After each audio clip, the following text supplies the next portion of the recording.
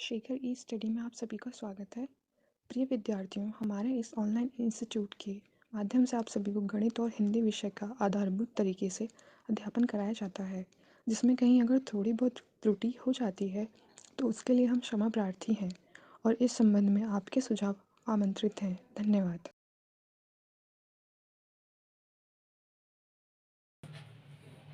Hello दोस्तों, मैं शेखर स्वागत करता हूं आपका अपने YouTube channel Shekhar study point पर। दोस्तों, समान हिंदी की आपकी कक्षाएं चल रही थी, जिसमें हमने भाषा क्या है इसको देख लिया था और भाषा में हमने हिंदी और हिंदी के विकास क्रम को देखना आरंभ किया था। ठीक है, हिंदी के विकास क्रम की हमने बात की थी तो हमने बताया था कि हिंदी का विकास क्रम 3 भागों में विभाजित था: प्राचीन भारतीय आर्य भाषा काल, मध्यकालीन भारतीय आर्य भाषा काल और आधुनिक भारतीय आर्य भाषा काल। प्राचीन भारतीय आर्य भाषा काल तक हमने संस्कृत को देखा था, मध्यकालीन पाली प्राकृत अपभ्रंश को हमने देखा। उसके बाद अब आपकी आती है आधुनिक भारतीय आर्य भाषा काल में, जिसे आप अवहट हिंदी को देखेंगे। ठीक है, आज चूंकि हमने संस्कृत से विकास क्रम को देखा, पाली प्राकृत अपभ्रंश यहाँ तक पूर्णतः हमारा हो गया। अपभ्रंश की मैंने चर्चा की थी, तो अपभ्रंश में मैंने उसके 7 भागों में जितनी 5 उपभाषाएं और 18 बोलियां थी उन सभी की हमने चर्चाएं कर दी थी। ठीक है, जहां से आपकी परीक्षाओं से प्रश्न बन सकते हैं। अगर आपने नहीं देखा हो तो पीछे के पार्ट में अवश्य देख लीजिएगा, अपभ्रंश को अवश्य देखिएगा, महत्वपूर्ण है। ठीक है, इसलिए मैंने उसमें जो भाषाएं और बोलियां हैं वो सारी चीजें आपको बता दी। मैं बोलियों के बारे में बताऊंगा, लेकिन संक्षिप्त परिचय कुछ ऐसी बोलियां जो महत्वपूर्ण है उनकी परिचय मैं करा दूंगा थोड़ा आगे क्रम हो जाने के बाद। ठीक है, तो अपभ्रंश तक आपने देख लिया था, आज अवहट आएंगे। ठीक है, अवहट देखिए, अवहट को लेकर कोई बहुत स्थिति स्पष्ट नहीं होती, क्योंकि अवहट को कुछ विद्वान हिंदी की पूर्व की अवस्था मानते हैं, मतलब इसे पुरानी हिंदी कहते हैं। ठीक है, अगर भोला शंकर व्यास जी का कथन आप देखेंगे तो उन्होंने अवहट को पुरानी हिंदी की संज्ञा दी। इसका मतलब उनका मानना था कि अपभ्रंश के बाद सीधे हिंदी आ गई थी। ठीक है, अवहट का काल उन्होंने नहीं माना, अवहट को ही उन्होंने पुरानी हिंदी कहा था। ठीक है, मतलब पुरानी हिंदी फिर धीरे धीरे वो क्या हुई, अपने काल को बदलते बदलते आधुनिक हिंदी में बदल गई। ठीक है, तो संस्कृत पाली प्राकृत अपभ्रंश के बाद जो अवहट है, इसका कालखंड अगर हम आप देखें तो हमने आपको एक चीज इसके पहले भी बताई थी कि 1000 ईस्वी के बाद हिंदी का प्रारंभ मान लिया जाता है। ठीक है, और उसी के अंतर्गत आपकी अवहट आती है। तो अवहट के अगर कालखंड को हम विभाजित करेंगे तो कुछ विद्वान जिन्होंने 1100 ईस्वी से 1400 ईस्वी के बीच रचनाएं की, उन्होंने इस कालखंड को अवहट भाषा को नाम दिया। ठीक है, मतलब उन्होंने जो 1100 ईस्वी से 1400 ईस्वी के बीच की अपनी रचनाएं की है, उस रचना को इन्होंने अवहट भाषा में कहा। अवहट को भोला शंकर व्यास ने क्या कहा था, पुरानी हिंदी। देखिए, इसमें मेल ये है कि जो अवहट है, मतलब यहीं से आपकी ये हिंदी का ही रूप था, मतलब ये पुरानी हिंदी की सी संज्ञा दी गई। मतलब अभी उतना उसका व्याकरणिक विकास नहीं हो पाया था, जो भी वो भाषा थी उसे अवहट नाम दे दिया गया। कालखंड इसका निर्धारित किया गया 1100 से 1400 ईस्वी। ठीक है, कहीं कहीं आपको 1050 भी मिल जाएगा, लेकिन 1100 से 1400 समांतर मानते चलिए। अवहट से उतने प्रश्न आते नहीं, क्योंकि अवहट हिंदी का ही रूप हो जाता है, आपको हिंदी से ही सीधा प्रश्न पूछा जाता है। फिर भी जो महत्वपूर्ण है मैं यहाँ लिखा हूँ वो आपको बता देता हूँ। ठीक है, देखिए, अपभ्रंश के ही उत्तरकालीन या परवर्ती रूप को अवहट नाम दिया गया।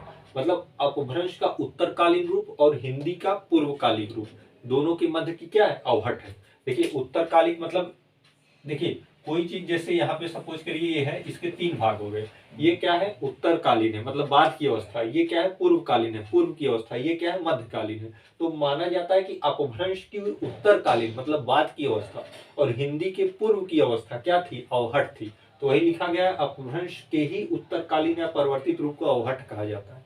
ये आप कह सकते हैं हिंदी के ही प्राचीन रूप को या पुरानी हिंदी को क्या कहते हैं, अवहट कहते हैं। ठीक है, और इसका कालखंड जो था वो 1100 से 1400 ईस्वी क्या हो गया, निर्धारित माना गया था, क्योंकि इसी कालखंड में बहुत सारे रचनाकारों ने रचनाएं की, उन्होंने उस भाषा को अवहट नाम दिया।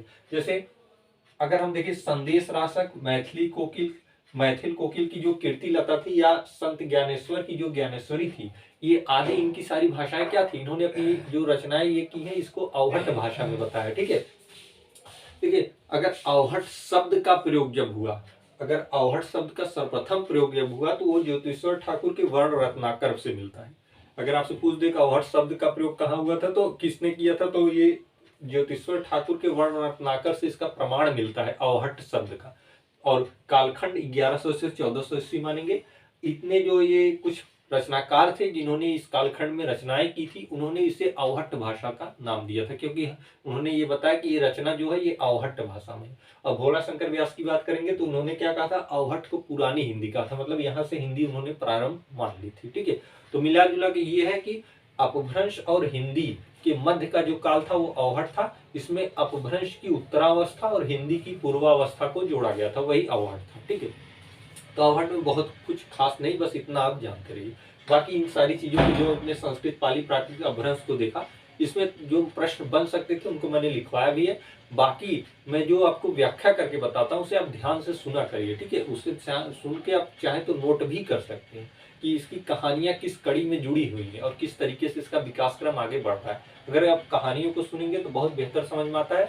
बाकी जो मेन फैक्ट होते हैं उसको मैं यहाँ पे लाइन वाइज करके लिखवा देता हूँ। ठीक है, अब आपको हिंदी के विषय में जाना, हालांकि हिंदी शब्द की उत्पत्ति हमने देख ली है, ये सारी चीजें तो हमने देख ली है। अब हम हिंदी को देखेंगे। हिंदी हमारी भाषा परिवार किस परिवार की है, कितने % लोग बोलते हैं, भारत में इसका क्या रोल है, ये सारी चीजें हम हिंदी में देखेंगे।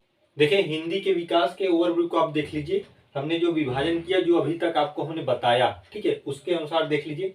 हिंदी का विकास प्राचीन भारतीय आर्य भाषा, मध्यकालीन भारतीय आर्य भाषा और आधुनिक भारतीय आर्य भाषा में 3 भागों में विघटित था। इनका कालखंड 1500 से 500 ईस्वी पूर्व, 500 ईस्वी पूर्व से 1000 ईस्वी और 1000 ईस्वी से अब तक जो चल रहा है, ये आधुनिक भारतीय आर्य भाषा काल का है। ठीक है, इसमें हमने प्राचीन भारतीय आर्य भाषा, हमने संस्कृत को देखा जो हमारी आदि जननी है हिंदी की। दूसरे में हमने पाली प्राकृत अपभ्रंश को देखा। फिर अब हम तीसरे में हिंदी अवहट्ट या हिंदी का, अगर आप अवहट्ट को लेंगे तो भी यहाँ आ जाएगा, और हिंदी। ठीक है, हिंदी मतलब अब हम हिंदी के विषय में देखेंगे कि उसकी भारत में स्थिति क्या है या किस तरीके से इसका फैलाव हुआ या कौन कौन सी इसमें बोलियां आती हैं, तो यहाँ से अब हिंदी की शुरुआत हो जाएगी। ठीक है, तो मतलब विकास जैसे जिस क्रम में था वो सारी चीजें हमने यहाँ पे बता दी। ठीक है, अब सीधे तौर पे हिंदी के बारे में जानेंगे। ठीक है, देखिए, अब हिंदी की अगर बात की जाए तो हिंदी जो है वो भारोपी परिवार की एक भाषा है। हिंदी क्या है, एक भारोपी परिवार की भाषा है, मतलब भाषाओं का भी अपना एक परिवार है। ठीक है, जैसे आप एक परिवार के सदस्य हैं, वैसे हिंदी भी क्या है, भारोपी एक परिवार है, उसकी हिंदी भी भाषा है। ठीक है, भारोपी परिवार में बहुत सारी भाषाएं, ईरानी कर सकते हैं आप, संस्कृत को भी, अंग्रेजी को भी ले सकते हैं, बहुत सारी भाषाएं हैं भारोपी परिवार, मैं लिखवा भी दूंगा। तो इतना जानते रहिए, हिंदी क्या है, भारोपी परिवार की भाषा है। देखिए, जब भारत में 1500 ईस्वी पूर्व के आसपास वाह्य आक्रमण आरंभ हुआ, तो ऐसा नहीं कि भारत में ही लोग आक्रमण के लिए आए। ठीक है, मध्य एशिया में भी, कजाकिस्तान, उज्बेकिस्तान, यहाँ भी लोग, यहाँ भी फैला हुआ, मतलब यहाँ भी आक्रमण हुए, और कुछ ईरान के रास्ते अफगानिस्तान से होते हुए भारत आ गए। वो जो भारत आए वो ईरानी थे।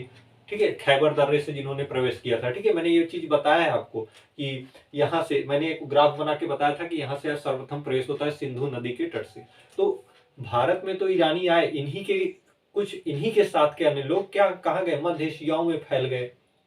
तो क्योंकि वो भी फैले हैं, यहाँ भी ये भारत में आ रहे हैं, आर्यों का आगमन हो जा रहा है। ठीक है, तो जो भारत में रह रहे थे और ये जो भारत पे आक्रमण करके आए, इनकी भाषा में क्या हुआ, टूट फूट हुआ, तो एक नई भाषा बन गई। इसी तरीके से भारत के अलावा जो अदर क्षेत्रों में फैले होंगे उनकी भी एक भाषा होगी, तो उन सभी भाषाओं को मिलकर एक परिवार बना था जो था भारोपी भाषा परिवार। ठीक है, वो भारोपी भाषा परिवार क्या था, मतलब वर्ल्ड लेवल पे था। ठीक, उसके बाद भारोपी भाषा परिवार के बाद अगर हम अपने हिंदी की तरफ बढ़े तो हम पे आक्रमण ईरानियों ने किया। ईरानियों ने जब 1500 ईस्वी पूर्व के आसपास जब सिंधु नदी के तट से आक्रमण किया, तो उनकी एक अपनी भाषा हो गई, क्योंकि वो हमारी भाषा से उनका क्या हो गया, टकराव हो गया, तो एक अलग भाषा बन गई। तो भारोपी भाषा परिवार जो वर्ल्ड लेवल की थी, वो फिर उसके अंतर्गत ईरानी भाषा आ गई, क्योंकि अब हम अपने हिंदी की तरफ हमें जाना है, हमें पूरे विश्व की भाषाओं से थोड़ी मतलब है, तो हम अपने हिंदी की तरफ आ रहे हैं, तो हम ईरानी भाषा को पकड़ लिए। क्योंकि परिवार तो वही था, भारोपी भाषा परिवार, लेकिन अब उसके अंतर्गत ईरानी भाषा आ गई। अब ईरानी भाषा के बाद धीरे धीरे विकास क्रम मैंने जिस तरीके से बताया, क्या हो गई, आर्य भाषा का जन्म हो गया, वो था क्या, हिंदी थी। ठीक है, तो मतलब हिंदी भारोपी भाषा परिवार की थी। ये भी वाह्य आक्रमण के कारण फैलाव जो हुआ विश्व में, उन्हीं से परिवार का जन्म हुआ था, भारोपी भाषा परिवार। उन्हीं के अंतर्गत आपकी ईरानी भाषा परिवार आती है, ईरानी भाषा के अंतर्गत आपकी आर्य भाषा आ जाती है, जिसको आप हिंदी को पढ़ रहे हैं। ठीक है, तो अब हिंदी भारोपी भाषा परिवार की एक भाषा है। क्यों कही जाती है ये मैंने आपको बता दिया। आप अगर पीछे के पार्ट देखोगे तो भी आप क्या कर पाएंगे, कनेक्ट कर पाएंगे। ठीक है, क्यों ऐसा कहा गया। तो विश्व का सबसे बड़ा भाषा परिवार जो है वो भारोपी भाषा परिवार है, जिसे एक नाम से और जानते हैं, हिंदू यूरोपीय भाषा परिवार। अच्छा, विश्व का सबसे बड़ा, क्योंकि ये आक्रमण जब हुए तो इन्हीं के शाखाओं के लोग पूरे विश्व में फैलते गए, ठीक है। मध्य एशिया, मैंने बताया ना, कजाकिस्तान, उज्बेकिस्तान, यहाँ सब तरीके से फैलते गए। तो वो भाषा जो इन्हीं के, जैसे आपके इन्हीं के खानदान के लोग कहे जाते हैं ना लोकल भाषा में, तो इन्हीं के लोग थे, तो वही इन्हीं का भाषा का एक परिवार बन गया, जो पूरा भारोपी भाषा परिवार हो गया। तो विश्व का सबसे बड़ा भाषा परिवार क्या है? भारोपी या हिंदी यूरोपी भाषा परिवार है। और इसी भारोपी भाषा परिवार की भाषा क्या है? हिंदी है, ठीक है। भारत में लगभग, देखिए, भारोपी भाषा परिवार को भारत में लगभग 78.06% लोग बोलते हैं। मतलब भारोपी भाषा परिवार की जो भाषाएं हैं उसे भारत में 78.06% लगभग लोग बोलते हैं, ठीक है। अब जिस तरीके से भारोपी भाषा परिवार है, अन्य भाषा परिवार भी होंगे, ऐसा तो है नहीं कि इन्होंने ही पूरा आक्रमण कर डाला। अन्य भारतीय भाषा परिवार भी होंगे, उनकी भी कुछ भाषाएं होंगी। तो देखिए, भारत में दूसरे स्थान पर द्रविड़ भाषा परिवार आता है, ठीक है। मतलब प्रथम तो भारोपी भाषा परिवार है और दूसरे स्थान पे द्रविड़ भाषा परिवार आता है। भारोपी भाषा परिवार में हम अपनी हिंदी को लेते हैं, अंग्रेजी भी आती है, संस्कृत भी आती है, ईरानी भी आती है, और सॉरी, और तरीके की बहुत सारी भाषाएं आती हैं। लेकिन दूसरे स्थान पे जो है द्रविड़ भाषा परिवार है। द्रविड़ भाषा परिवार में आप दक्षिण भारत की भाषाओं को ले सकते हैं, जैसे तमिल, तेलुगु, कन्नड़, मलयालम, ये सब क्या है? द्रविड़ भाषा परिवार की भाषाएं हैं। जो पूरे भारत में दूसरे नंबर का भाषा परिवार है वो द्रविड़ भाषा परिवार है, जिसमें तमिल, तेलुगु, मलयालम, कन्नड़, ये सारी भाषाएं आती हैं, ठीक है। बोलने वालों में 19.64% है। और भारोपी भाषा कितने बोलते हैं? 78.06%, जिसमें हम हिंदी को लेते हैं, ठीक है।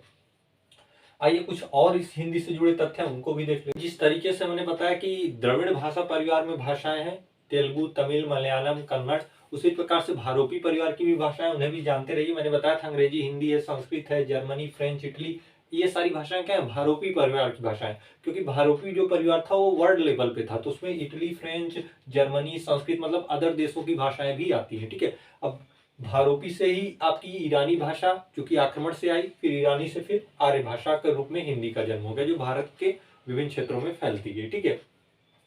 पूरे भारत में देखिए 43.63% जनसंख्या की जो प्रथम भाषा है वह हिंदी है। मतलब आप पूरे भारत की बात करें तो उसमें 46.63% जनसंख्या की प्रथम भाषा हिंदी है। प्रथम भाषा मतलब वो उसी में लिखते, बोलते, पढ़ते सब है, ठीक है। जबकि 57.1% लोग हिंदी बोलते, समझते और लिखते हैं। मतलब बोलते, समझते, लिखते का मतलब इसका मतलब ये है कि ये लोग हिंदी के अलावा अदर भाषा भी जानते हैं, मतलब प्रयोग करते हैं, उसे प्राथमिकता देते हैं, ठीक है। तो 43% ऐसे लोग हैं जिनकी प्रथम भाषा ही हिंदी है, मतलब वो हिंदी से ही बोलना, लिखना, पढ़ना ये सब करते हैं। और 57.1% लोग ऐसे हैं जो प्रथम भाषा के तौर पे तो नहीं, लेकिन हिंदी को जानते भी हैं, लिख भी सकते हैं, बोल भी सकते हैं, लेकिन कोई और भी भाषा प्रयोग करते हैं, ठीक है। भारत की 8.30% जनसंख्या की प्रथम भाषा बंगाली है। मतलब बंगाली को क्यों यहाँ लिया गया? 8.30, मतलब 8.30% की जनसंख्या क्या करती है? बंगाली भाषा का प्रयोग करती है।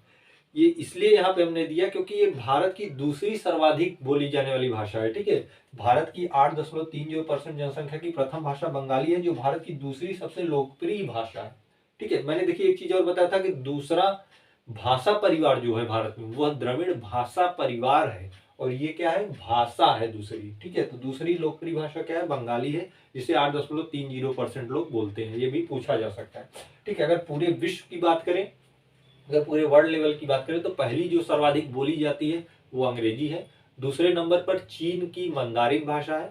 तीसरे नंबर पे आपकी हिंदी आती है। और अगर चूंकि बंगाली की बात किया है तो बंगाली भाषा पूरे विश्व में किस नंबर पे आती है? तो 7वें नंबर पे आती है। मैंने यहाँ पे लिख दिया है, पूरे विश्व में पहले नंबर पर अंग्रेजी बोली जाती है, दूसरे नंबर पर चीन की मंदारिन भाषा बोली जाती है, तीसरे नंबर पे हिंदी बोली जाती है। सोच लिए वर्ल्ड में तीसरे स्थान पे हिंदी है, लेकिन फिर भी भारत का दुर्भाग्य है कि हम राष्ट्रभाषा इसे ना बना पाए हैं, ठीक है। 7वें नंबर पे बंगाली बोली जाती है, ठीक है।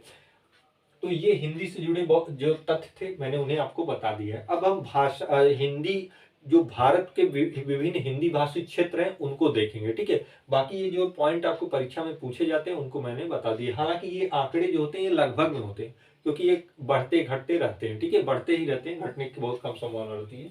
तो इनको भी आप नोट कर लीजिएगा, ये जानते रहिएगा। दूसरी सबसे लोकप्रिय भाषा बंगाली है, दूसरा जो भाषा परिवार है वह द्रविड़ भाषा परिवार है, और लोकप्रिय दूसरी भाषा बंगाली है। भाषा और भाषा परिवार में अंतर है, ठीक है। तो आज की वीडियो में फिलहाल इतना ही। अगले वीडियो में हम देखेंगे कि हिंदी भाषा जो है वो भारत के कितने क्षेत्रों में फैली है, फिर वहाँ से कुछ महत्वपूर्ण बोलियों को देखेंगे, फिर आपका ये समाप्त हो जाएगा। उसके बाद हम लिपि में अपनी लिपि को देखेंगे, देवनागरी लिपि। ठीक है, केवल देवनागरी लिपि को देखेंगे, बाकी कुछ लिपियों का थोड़ा बहुत परिचय होगा, उसके बाद हम व्याकरण में प्रवेश कर जाएंगे।